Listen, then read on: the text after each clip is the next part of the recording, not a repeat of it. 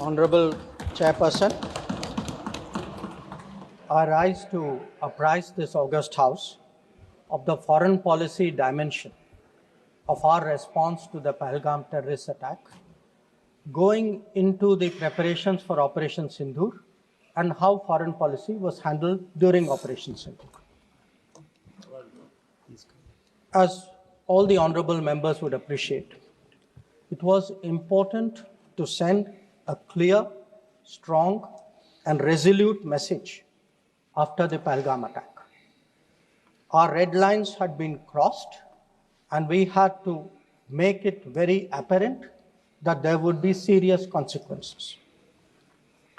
As a result, the first step which was taken was that a meeting of the Cabinet Committee of Security took place on the 23rd of April, and that meeting decided that one, the Indus Waters Treaty of 1960 will be held in abeyance with immediate effect until Pakistan credibly and irrevocably abjures its support for cross-border terrorism.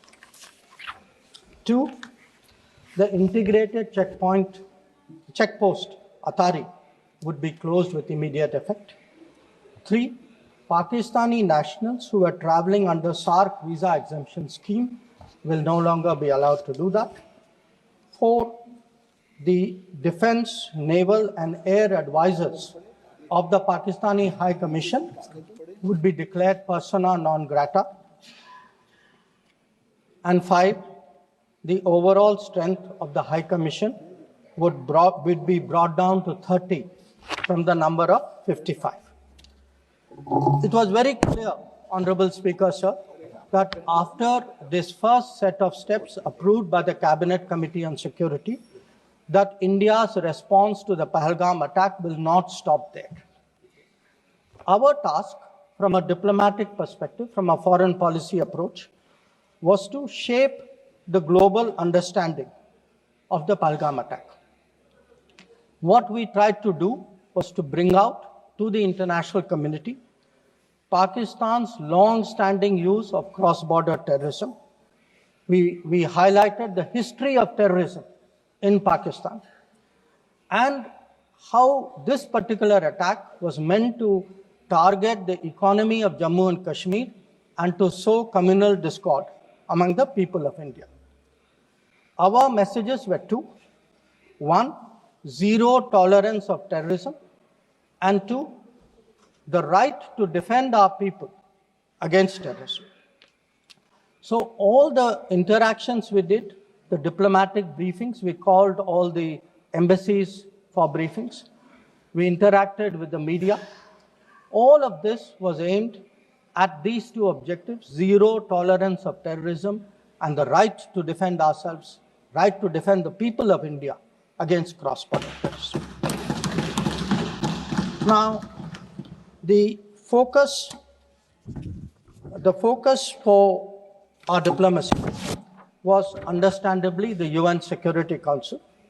And Honorable Speaker, sir, the challenge for us was that at this particular point, Pakistan is a member of the Security Council. We are not. So we had to achieve our objectives in a Security Council where Pakistan is a member. Now, our goals in the Security Council were two. One, to get an endorsement from the Security Council of the need for accountability, and two, to bring to justice those who perpetrated this attack. And I am glad to say, Speaker, sir, and I hope that this is appreciated and recognized by the House. If you look at the Security Council statement of 25 April, the members of the Security Council condemned in the strongest terms the terrorist attack. They affirmed terrorism in all its forms and manifestations constitute one of the most serious threats to international peace and security. And most important, the Council underlined the need to hold the perpetrators, organizers, financiers, and sponsors of this reprehensible act of terrorism accountable and bring them to justice. I highlight this, Speaker, sir, because This statement of the UN Security Council resonated throughout the international community. So when many honorable members asked today, where was the world on Pahalgam? I think the answer is there. The answer is there in a Security Council statement which says hold them accountable, bring them to justice, and that is exactly what we did through Operation Synindhur.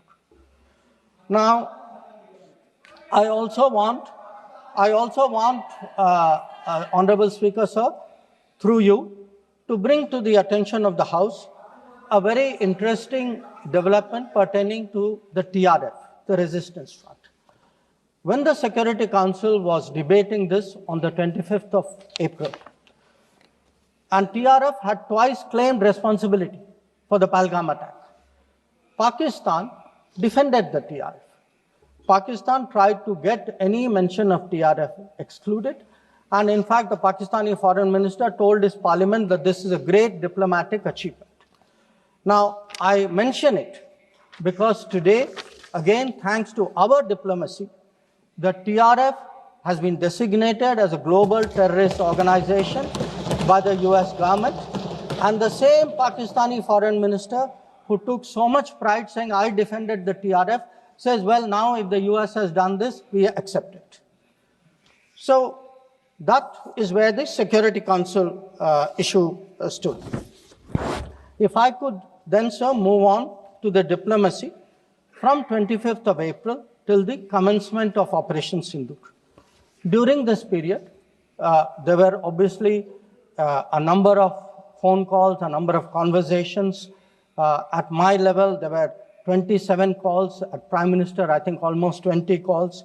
About 35, 40 letters of support came in. And what we tried to do was to create a narrative, prepare the diplomacy for the launch of Operation Synindhur. And the result of that diplomacy, Honorable Speaker, sir, there are 193 nations of the members of the United Nations. 193. Only 3, apart from Pakistan, opposed Operation Synindhur. Only 3. If you look through this period, and I would be very happy to share with the House the exact positions of various governments, overwhelmingly, there was recognition that terrorism is unacceptable, that a country which has been attacked has a right to defend itself, and that India was doing exactly that. Now, when Operation Synindhur was launched, we spelled out our objectives. There was a statement, Honorable Raksha Mantri ji referred to it in his statement, where we put out for the benefit of our own people, for the international community, that Operation Synindhur was hitting the terrorist infrastructure in Pakistan and Pakistan-occupied Jammu and Kashmir, from where terrorist attacks had been planned and launched. We highlighted that 9 sites had been targeted, and we said that our actions are focused, measured, and non-escalatory in nature. And we were living up to the commitment that those responsible for this attack will be held accountable. This was the commitment which was endorsed by the UN Security Council, thanks to our diplomacy. It was a commitment made by the Prime Minister to the people of India that we would hit those symbols, those sites, those planning places. So today, when I hear many questions from across the aisle, I want to say, which one of you imagined that Bhavalpur and Muridke would be brought down the way it was? Which one of you thought? When did you even think of it during your tenure? Did it even cross your mind? In fact, on the contrary, you ruled it out after 26/11. So I think our objectives are very clear. We wanted to send a message to the terrorists. We wanted to send a message to Pakistan that do not continue this support for terrorism. And I think on the morning of 7th of May, that message went home loud and clear. Now, sir, during this period, there was, when the operations were on, when the conflict, when the activities were on, operation is still continuing. A number of countries, number of their leaders ministers, others called up. And they called up because people wanted to know what is happening. People wanted to know what is the thinking of India. People wanted to understand what we are doing. And I would like to share with the House, sir, through you, to everybody, we gave a common message. The common message was India is exercising its right to defend itself against terrorism. Number two, the targets which were hit on the 7th of May are known terrorist headquarters and infrastructure. Number three, there will be no mediation. Anything between us and Pakistan is bilateral. Number four, we will never bow down to nuclear blackmail. Number five, we are responding to Pakistani military attacks because after Operation Synindhur was launched, they had started targeting our military facilities. And we will continue to hit the Pakistani military. If the fighting is to stop, Pakistan must request it. And that request must come through the designated channel of DGMOs. This was a common message that we had given to many people who had called us during that period. Our position was very, very clear in how we were approaching the progress of Operation Synindhur. Now, sir, many members asked, some out of genuine curiosity, some perhaps less, what was the international support? How much international understanding was there of India's position? I would like to share with you a sample. So let me start with countries who are known to be partners of India. Quad. Quad gave a statement which says, the Quad unequivocally condemns all acts of terrorism and violent extremism in all its forms and manifestations, including cross-border terrorism. We condemn in strongest terms the terrorist attacks in Pahalgam on 22 April and call for perpetrators, organizers, and financiers of this reprehensible act to be brought to justice without any delay. Now, sir, this is the Quad. Now, let us look at a different grouping, BRICS. Now, BRICS has China as a member, Russia as a member, it has Iran as a member, Brazil, South Africa, Egypt. BRICS also condemned the April 22 attack. It reaffirmed its commitment to combating terrorism, again including cross-border terrorism. Now, I would like members of this House to understand, if India is attacked, if there is a terrorist attack on India and a country says we condemn cross-border terrorism, I think it is obvious to everybody what that cross-border terrorism is. So, I then move on, sir, to the Central Asia. The Central Asian countries opposed providing safe haven using terrorist proxies for cross-border terrorism, for terror financing. Now, I can cite statements from the Indian Ocean Rim Association, from individual countries, range of them. President Putin, for example, has said, he wrote to our president and said, this brutal crime has no justification whatsoever, and its perpetrators will face a deserved punishment. The president of Paraguay has said that he expresses solidarity and recognized India's legitimate right to self-defense. So the main point, the common thread, sir, which I would like to bring out is that number one, a cross-border terrorism across the board has been recognized, all forms and manifestations, opposition to condemnation of Pahalgam terrorist attack, and the right of India to bring people to justice. Now, sir, in addition to that, I would particularly like to mention 2 or 3 other developments. One, the American designation of TRF.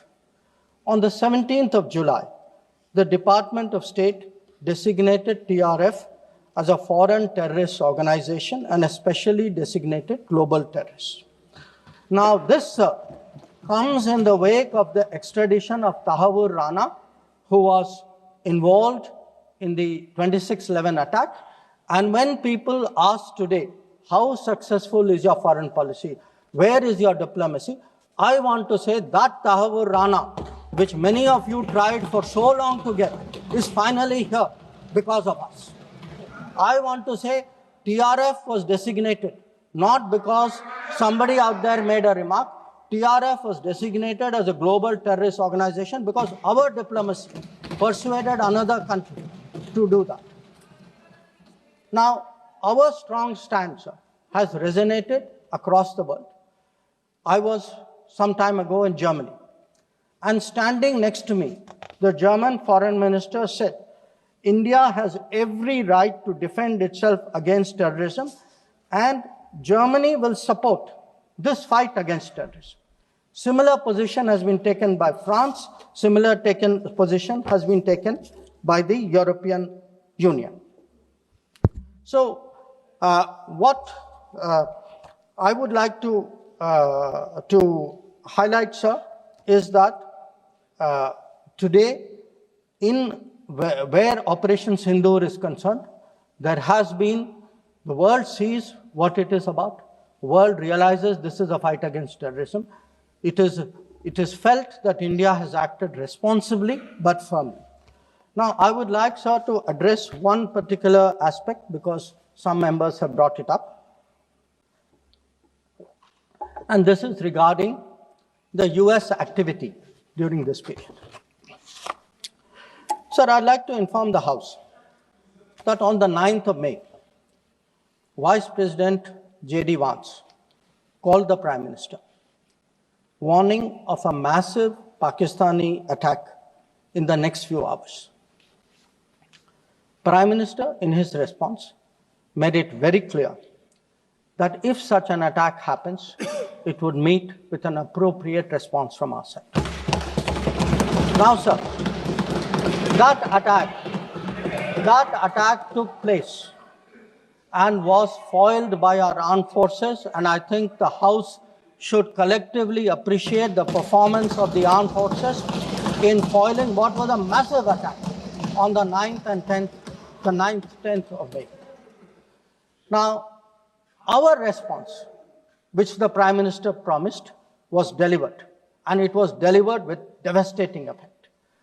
I don't have to say anything. Every member has seen satellite pictures of Pakistani airfields. You can see from the state of those airfields, which shown by the pictures, what was our answer. Now, on the 10th of May, we received phone calls sharing the impression of other countries that Pakistan was ready to cease the fighting. Our position was, if Pakistan was ready, we needed to get this as a request from the Pakistani side through the DGMO channel. That is exactly how that request came. Now, I want to make two things very clear, sir. One, at no stage in any conversation with the United States was there any linkage with trade and what was going on. Secondly, there was, please listen.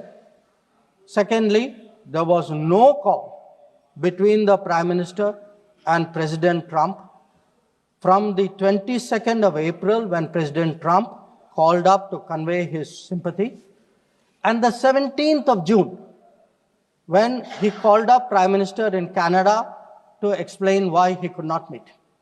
So I would again, मैं इसको दोहराता हूँ, 22 अप्रैल से 17 जून तक। माननीय अध्यक्ष जी, मेरी एक बात की आपत्ति है। भारत देश का शपथ लिया हुआ विदेश मंत्री यहाँ स्टेटमेंट कर रहा है, उस पर भरोसा नहीं है, उनको किसी और देश पर भरोसा है। मैं समझ सकता हूं उनकी पार्टी में विदेश का महत्व क्या है, मगर इसका मतलब ये तो नहीं है पार्टी की सारी चीजें यहाँ सदन में आकर थोपे। भारत के विदेश मंत्री पर भरोसा नहीं करोगे? ओथ लिया हुआ व्यक्ति यहाँ पर बोल रहा है, ही इज रिस्पॉन्सिबल। माननीय अध्यक्ष जी, इसीलिए ये वहां बैठे हैं और 20 साल तक वहीं बैठने वाले हैं।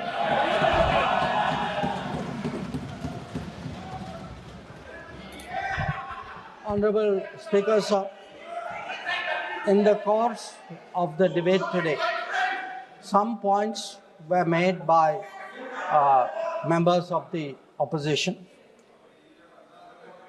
I would like to respond to some of them. We were asked, why did you stop at this time? Why did you not go further? Please see who's asking this question. This question is being asked by people who, after 26/11, felt that the best action was inaction. Now, I would like, sir, to read out, because one member said, nowadays BJP members like reading from books. You get the truth in books. Sometimes you don't like what we read in books. So let me read out, sir, two excerpts from a book by the National Security Advisor of the UPA government. After 26/11, a chapter, this is a book called Choices. He says, on sober reflection and in hindsight, I now believe the decision not to retaliate militarily, but to concentrate on diplomatic, covert, and other means was the right one for that time and place. This is what he says. But did he even do that? Because 26/11 happened in November of 2008. What was the reaction? The reaction was Sharm el-Sheikh. Was that diplomatic? Was it covert? Was it military? Now, what did Sharm el-Sheikh do? In Sharm el-Sheikh, the then government and the Pakistani Prime Minister agreed terrorism is a main threat to both countries. Now, today, sir, people are saying, America is hyphenating you, Russia is hyphenating you. That is what I heard Dipinder Huda ji say. Hello, you are hyphenating yourself. I mean, you did not need a foreign country to say, please link India to Pakistan. Your own government was saying, India and terrorism is a main threat to both countries. And then they said, terrorism should not be linked to the composite dialogue. And worst of all, they accepted a reference to Baluchistan in that. Now, here is a country reeling after 26/11. And you are equating Baluchistan and 26/11, what happened in Mumbai, and you are saying that the perpetrator and the victim have both got a problem. And then now you are asking me, why didn't you go further? People who did nothing are asking a government which did so much, saying, why didn't you do more? Now, you might think, sir, that this is a one-off, but this is a habit, because this is the thinking in that part of the house. Some years ago, there was, if you remember, sir, the Mumbai train bombing. The Mumbai train bombing happened in July of 2006. In September of 2006, 3 months after the Mumbai train bombing, at Havana, the UPA government, with its Pakistani counterpart, condemns all acts of terrorism as though we are both again equal, and agrees that it's a scourge that we need to effectively deal with together. And then they directed again resumption of dialogue.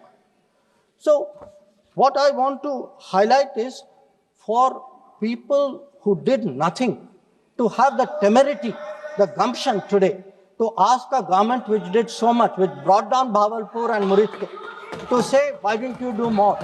I think it's extraordinary. Now, sir,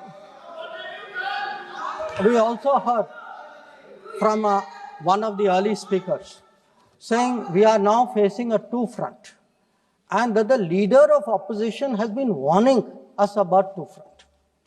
Now, all I can say, sir, is the person who said it, and maybe the leader of opposition, must have missed their history lessons in school. I'll tell you why. Because I would like to walk you through the history of this two-front. The two-front started because of something called POK. POK was created in 1948-49 by the government of this country by not completing the job of what was to be done. Now, sir, the House should note these dates. The two fronts started 1963, when the Shaksgam Valley was ceded by Pakistan to China as a result of an agreement. Then in 1966, the Karakoram Highway was agreed upon, which took 20 years, was completed in 1986. Now, references were made to China-Pakistan military collaboration. So when did this collaboration start? I'll give you the year, 1966. In 1966, the first Chinese military supplies went to Pakistan. When did nuclear collaboration start? 1976. 1976, when Bhutto arranged for China-Pakistan to get together on this. And in 1980s, when Prime Minister Rajiv Gandhi was visiting China and Pakistan, that was when the nuclear collaboration was at its height. Now, let me go further. You will say, why are you talking history? So let me bring this further up. 2005, Pakistan-China Treaty of Friendship and Cooperation. 2006, Pakistan-China Free Trade Agreement. 2013, handing over of Gwadar to China, Gwadar port to China. May 2013, announcement of China-Pakistan Economic Corridor.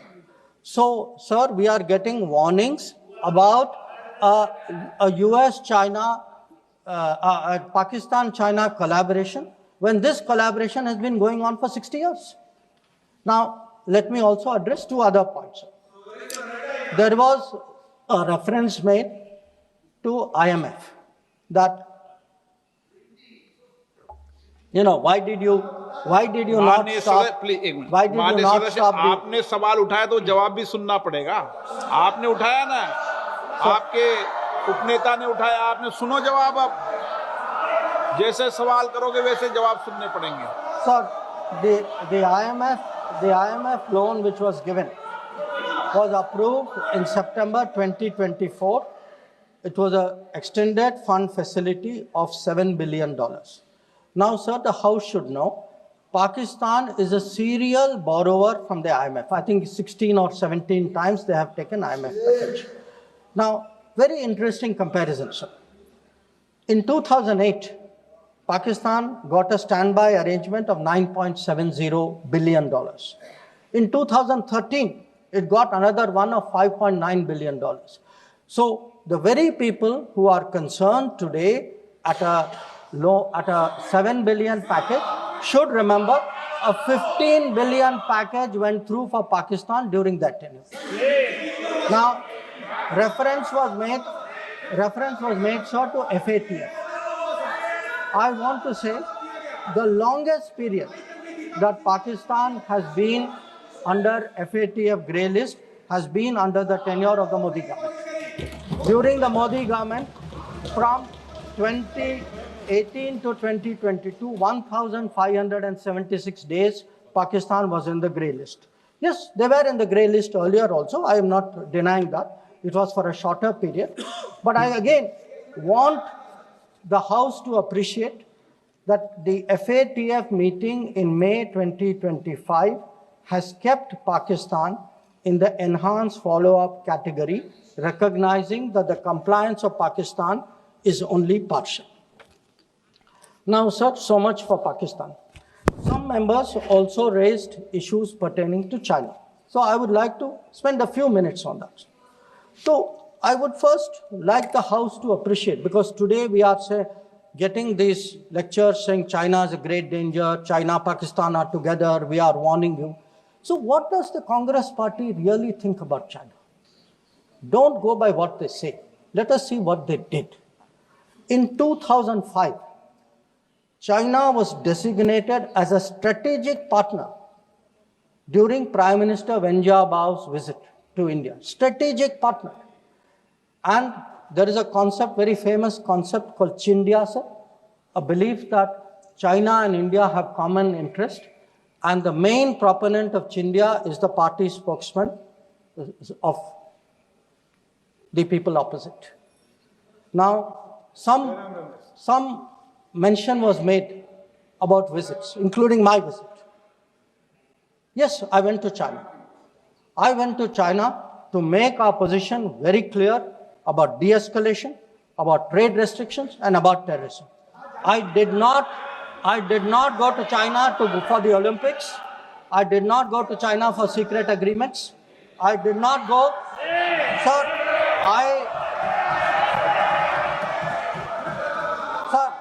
So the House should know that people were watching Olympics when China was issuing stapled visas for people from Arunachal Pradesh and Jammu and Kashmir. This is the reality of China. Now, let me really tell you, sir, how is the relationship with China. Some years ago,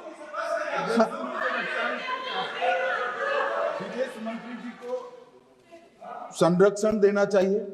उनके speaker जब बोल रहे थे, हम पूरे धैर्य से सुने।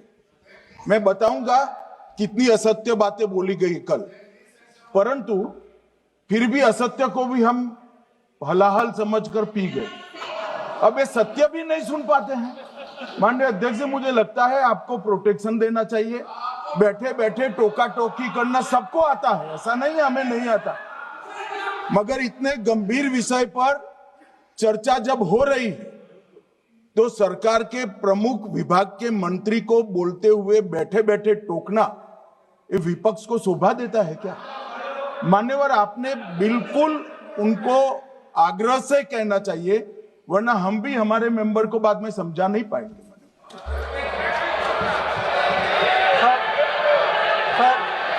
We heard today a lot about what was supposed to be the thinking. बैठे आपको इजाजत नहीं, बैठिए।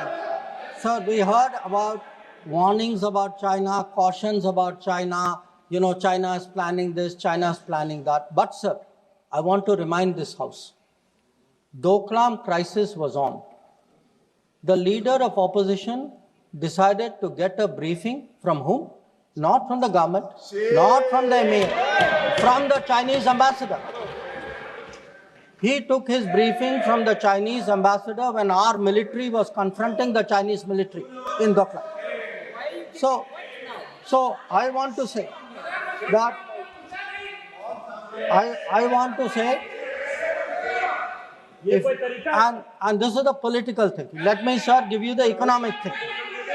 In 2006, the UPA government. Please बैठे टिप्पणी मत कीजिए, आप बहुत कर रहे हो, नहीं, गलत है, बैठे टिप्पणी मत कीजिए। Sir, in 2006, because I want to illustrate my points with facts. I spoke about political facts, I spoke about border facts. Let me give you an economic fact. What is the economic thinking of the Congress party about China? In 2006, the Congress party agreed to do a regional trading arrangement with China. It was finalized during the visit of President Hu Jintao. A task force was appointed. The task force gave a positive recommendation. Through the efforts of various people, this did not happen. Let me give you the technology side. The very people today who are cautioning us on China are the people who allowed 3G and 4G to come from China. It is this government which made sure there was a made in India 5G. And finally, sir, we keep speaking about the border. The border, if today, whether it is the border with Pakistan, whether it is the border with China or any other border, if our military is today able to stand its ground, the kind of massive deployment that we saw on the China border after 2020, it is because our border infrastructure budget has gone up 4 times. Our tunneling, our road building, our bridging has doubled or tripled. And this is a far cry from the period when the thinking was, let's not develop the border because then the Chinese cannot come there. We had 60 years of neglect of the border. Today, in the last 10 years, that neglect has been reversed. There is still a lot of work to be done. So I think people need to understand. And it's not just in India, sir. We have just come back from Maldives. When I hear comments about foreign policy, day before yesterday, the Prime Minister was the guest of honor at the Independence Day of Maldives. This is the country which during their time forced an Indian company to leave an airport. That country today has invited India to build 2 new airports. Look at Sri Lanka. If the Hambantota port was built between 2005 and 2008, and at that time it was actually justified as saying that it has no impact on India's interest. So I want, sir, the House to appreciate that the people who are today claiming to be custodians of national security thinking, who say that they are giving warnings, let us look at the record, let us see what they did when they were in office. But now allow me to come back to Operation Synindhur. So I want, sir, to conclude by saying this. The challenge of cross-border terrorism continues, but Operation Synindhur marks a new phase. There is now a new normal. The new normal has 5 points. 1, terrorists will not be treated as proxies. 2, cross-border terrorism will get an appropriate response. 3, terror and talks are not possible together. There will only be talks on terror. 4, not yielding to nuclear blackmail. And finally, terror and good neighborliness cannot coexist. Blood and water cannot flow together. This is our position. So let me conclude, sir, by recognizing the role which this body and the upper house has played during this period in explaining our national position and our national interest on Operation Synindhur. We had, sir, 7 parliamentary delegations which went to 33 countries. Some comments were made about those delegations. I have to tell the honorable member, Arvind Sawantji, I'm sorry, you are completely misinformed. Those delegations were received with great honor. In many cases, the foreign minister of the country met them. Please look at the tweets of people sitting next to you. That itself will tell you. And इनके बगल वालों से पूछ ले वे जानकारी. Sir, these 7 delegations, the delegation led by Jaishankar Prasad ji, by Shashi Tharoor ji, by Baijan Panda ji, by Sanjay Kumar Jha ji, by Kanimori ji, by Supriya Sule ji, and by Shrikant Eknath Shinde ji. So these 7 delegations did the nation proud.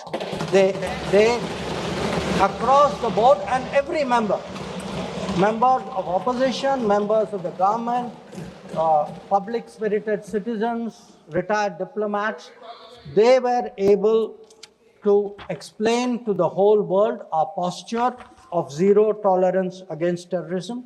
So I would like, sir, to end my remarks with the hope that on an issue as important as this struggle against terrorism, we can only succeed in ensuring zero tolerance against terrorism if we have a united voice in this country against terrorism. There must not be any division of opinion on this matter. The way the parliamentary delegations behaved abroad, I hope the same solidarity will permeate the proceedings of the House.